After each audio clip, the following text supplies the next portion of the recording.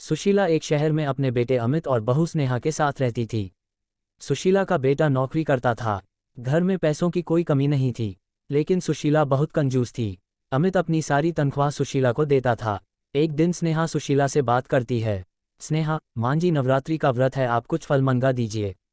सुशीला, बहू अगर तुझसे भूखा नहीं रहा जाता तो व्रता का ढोंग क्यों करती है? पता है मेरा बेटा कितनी मेहनत से पैसा कमाता है।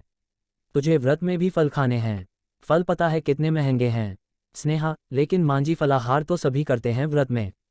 सुशीला, मैं कुछ नहीं मंगाने वाली, इससे तो अच्छा है तू कल का बचा खाना खा ले। स्नेहा चुपचाप अपने कमरे में चली जाती है। शाम को स्नेहा अमित को सारी बात बताती है। अमित, मौ तुम भी कमाल करती हो, थोड़े से फल मंगा लेती तो क्या हो जाता, आखिर हमारे पास पैसों की कमी नहीं है, फिर भी तुम हमेशा कंजूसी में लगी रहती हो। सुशीला, मैं ही घर छोड़कर चली जाती हूँ, फिर तुम दोनों पैसे लुटाते रहना। यह कहकर सुशीला घर छोड़कर चल देती है। स्नेहा, मांझी रुक जाइए, आप जैसे चाहें वैसे खर्च कीजिए। अमित, मौ तुम तो बेकार गुस्सा हो रही हो, मैंने तुम्हें घर से जाने के लिए तो नहीं कहा था। सुशीला, ठीक है, लेकिन इस घर में सब कुछ मेरे हिसाब से चलेगा।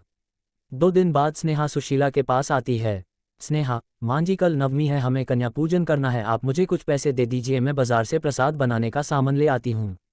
सुशीला, बहू कन्याओं को खाना खिलाने से क्या होगा, एक काम कर तू कन्याओं को पूजन करके 2-2 रुपये दे देना, बच्चे हैं उन्हें बहलाना कौन सा मुश्किल काम है। स्नेहा सुशीला से बहस न करके चुपचाप अपने पैसों से सारा सामान ले आती है। अगले दिन अमित की भी छुट्टी थी। स्नेहा सुबह से ही रसोई में प्रसाद तैयार कर देती है। सुशीला, बहू यह रसोई में से देशी घी की खुशबू आ रही है, क्या बना रही है देशी घी में? स्नेहा, मांझी हलवा बनाया था। सुशीला, देशी घी मैं अपने बेटे के लिए लाती हूँ और तू हलवा बनाकर खा रही है। स्नेहा, नहीं मांझी कन्या पूजन के लिए बनाया है, अभी पूजा करके कन्याओं को खाना खिलाना है। सुशीला, मैंने तुझे मना किया था, फिर भी तू सामान ले आई। स्नेहा, मांझी मैं अपने पैसों से लाई हूँ, आप चिंता न करें। सुशीला, ठीक है, लेकिन खान मैं खिलाऊंगी कन्याओं को, तू तो सारा खाना खत्म कर देगी। अमित और स्नेहा सुशीला की बात सुनकर बहुत दुखी होते हैं। वे अपनी मौं की कंजूसी की आदत से पहले ही परेशान थे, लेकिन कन्याओं के खाने में कटौती से वे परेशान हो रहे थे। पूरे परिवार ने पूजा की। पूजा के बाद स्नेहा कुछ देर मां दुर्गा के सामने बैठकर प्रार्थना करने लगी। स्नेहा, हे देवी मौ, हमारी भूल चूक क्षमा करना, मेरी सास का हृदय परिवर्तन कर दो जिससे वे कंजूसी छोड़ दें। कुछ देर बाद 9 कन्याओं भोजन करने के लिए आ जाती हैं। सुशीला अपने हाथों से सबको खाना परोसती है। वह बहुत कम खाना परोसती है। अमित, मौ यह तो बहुत कम है, कम से कम कन्याओं को खाना तो ढंग से परोसो। सुशीला, तू चुप रह, अगर किसी कन्या को जरूरत होगी तो वह मांग लेगी। अमित और स्नेहा चुपचाप खड़े रहकर कन्याओं को खाना खाते देखते हैं। सभी कन्याएं खाना खा लेती हैं। उनमें से एक कन्या अभी खाना खा रही थी। कन्या, मांझी क्या आपके घर में खाना कम बना है? मुझे तो बहुत भूख लगी है। स्नेहा उसे पूरी और हलवा परोस देती है। सुशीला, खाना बहुत है लेकिन बेकार करने के लिए नहीं है, जितना चाहिए उतना ही लेना, झूठ मत छोड़ना।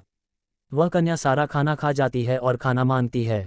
स्नेहा उसे जितनी बार खाना देती वे सारा खा जाती, यह देखकर सुशीला परेशान हो जाती है।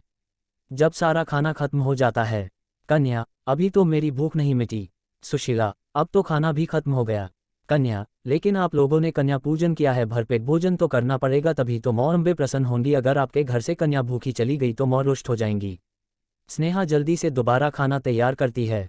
सुशीला, बहू मैं तुझे इसीलिए मना किया था कन्याओं को खाना खिलाने के लिए, अब तो लगता है हमारे घर का सारा राशन खत्म हो जाएगा। कन्या, मांझी कंजूसी छोड़कर पूजा किया करो, देवी मौ के प्रसाद में कैसी कंजूसी। सुशीला, चुप रह, चुपचाप खाना खा और अपने घर जा। स्नेहा उसे और खाना लाकर देती है, जिसे खाकर कन्या खड़ी हो जाती है। कन्या, खाना तो हो गया लेकिन कन्या को दक्षिणा भी तो दो, कंजूस दादी। सुशीला, हे भगवान, अब इसे पैसे भी चाहिए। तभी अमित उस कन्या को पैसे दे देता है। अमित और स्नेहा उसके पैर छूकर आशीर्वाद लेते हैं। कन्या, आप भी पैर छू लो, मैं आपको भी आशीर्वाद दे दूंगी। सुशीला बेमन से पैर छूने के लिए झुक जाती है। वह कन्या सुशीला के सिर पर हाथ रख देती है। उसके हाथ रखते ही सुशीला की आंखों से आंसू बहने लगते हैं। वह कन्या के पैरों में पड़ जाती है। सुशीला, मौ मुझे माफ़ कर दो, अपनी कंजूसी के कारण मैंने आपका अपमान किया, लेकिन आपके छूते ही मेरे मन से सारे पाप मिट गए। कन्या, मैं तो एक साधारण कन्या हूँ।